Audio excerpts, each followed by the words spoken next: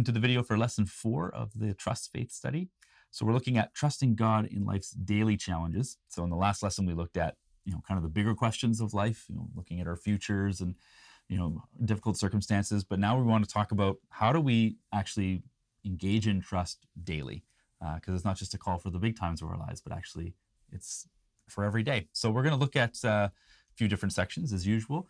We have a section on our 3 enemies, where we'll look at the world, the flesh, and the devil. We'll talk about trusting in the midst of temptation when we're dealing with acedia or spiritual sloth, and as well when we're doubting our faith. And then we're going to finish off with a conversation about consolations and desolations. As usual, we'll first take a step back as we're looking at coming back from lesson 3 and what's the tone that we're going to expect here.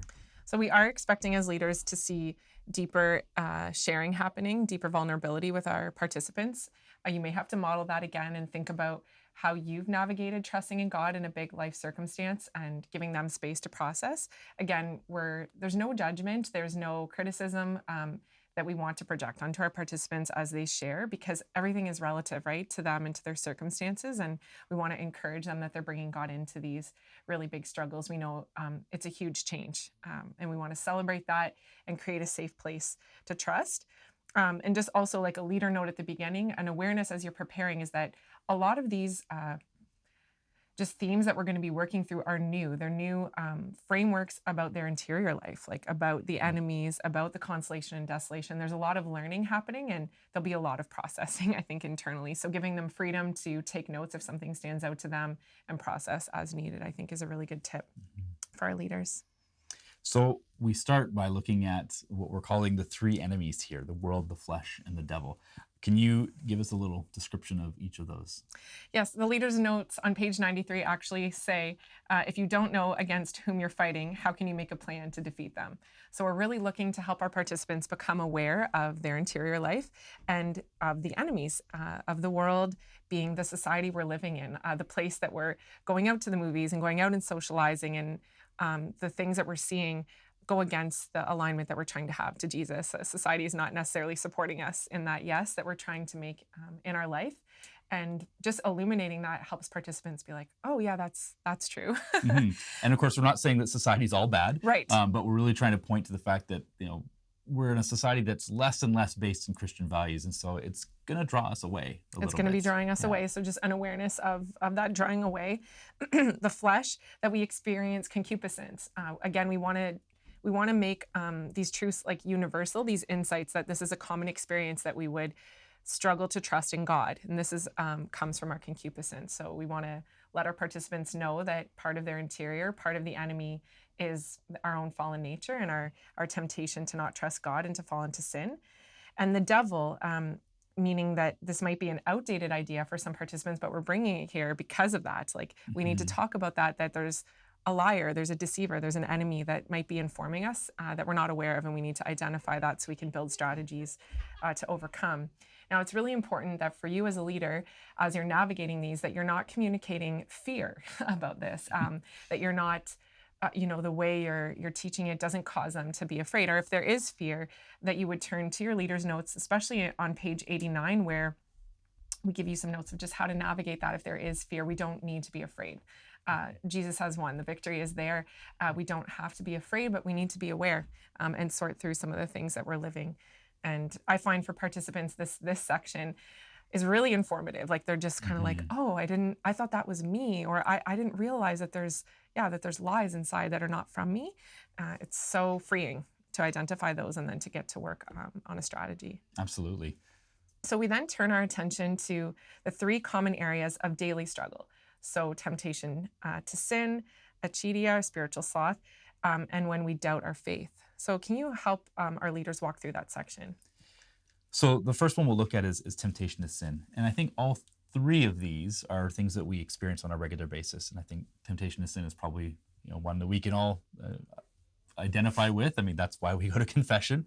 But we want to look at it from the perspective of trust, that when we are struggling with sin, we can turn back to our trust in God, to our trust in God's goodness, our trust in the fact that he is the transcendent authority, and so therefore he really does know what he's talking about.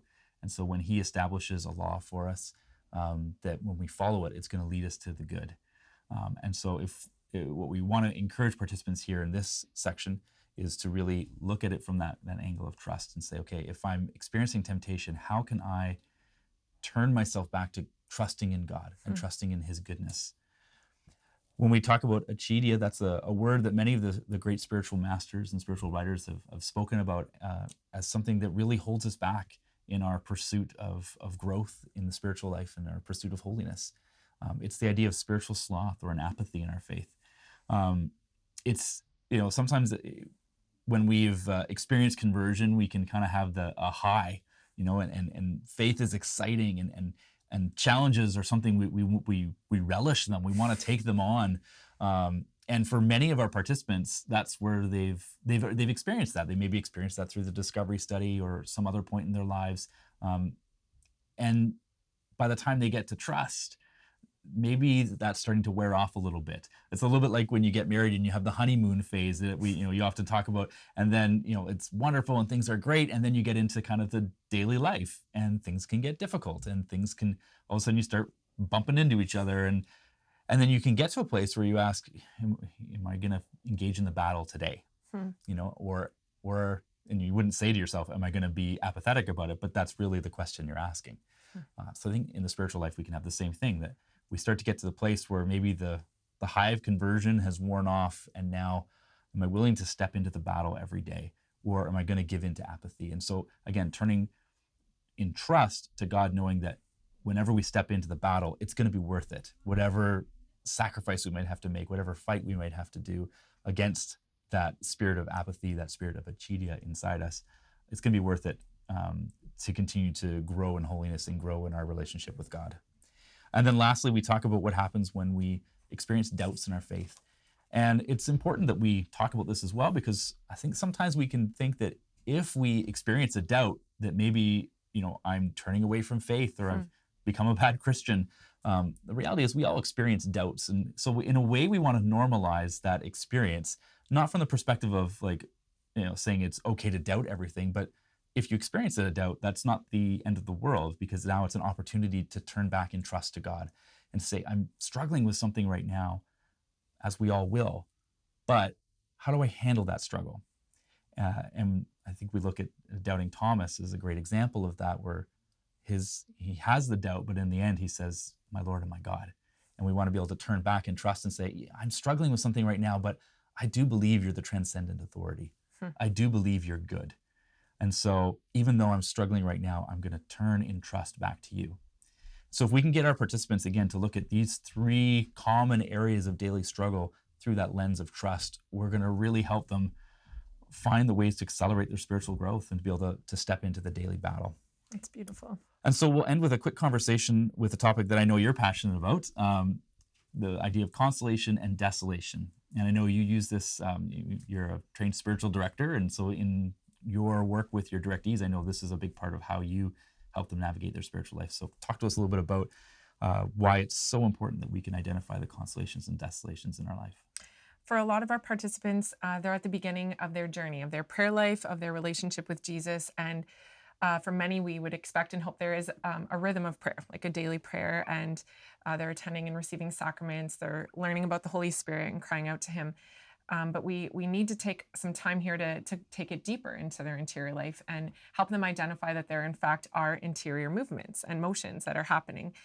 God is pursuing, God is speaking to us at deeper levels than we're sometimes aware. And the framework, like the language of consolation and desolation, helps put words to feelings that they're having. It helps them in huge ways, because now throughout their day, and again, we'll talk about it in the challenge this week where we meet one-on-one to do an examine of consciousness.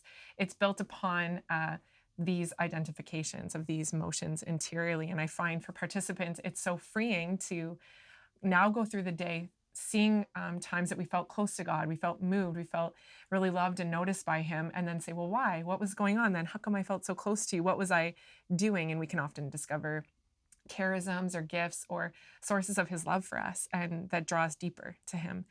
Desolations are things that lead us away from him, and they cause us to just like have a low essentially, and we want to understand why. Why did I feel low there? What was going on there? And always be coming back to him as a father, like a child, at the end of the day in the exam. And so I really love teaching this, even at this basic level that we're able to get into in the trust study. There's so much more that can come, because I find it awakens the individual to like these other realities that they're experiencing, and see God at work in their life in addition to their prayer time, like throughout the day.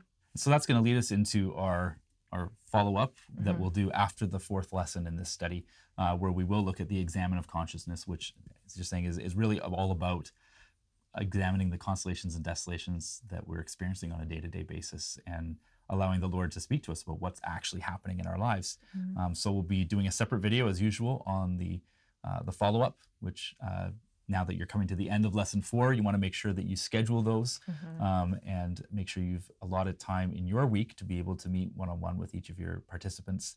And as always, it's a really important part of our faith study series is that you're spending individual time with each person, and talking through their experience of this study, and even more importantly, their experience of what God is doing in their hearts Mhm. through this study. So make sure you set up those follow-ups, and we'll talk to you again in the video for the lesson 4 follow-up.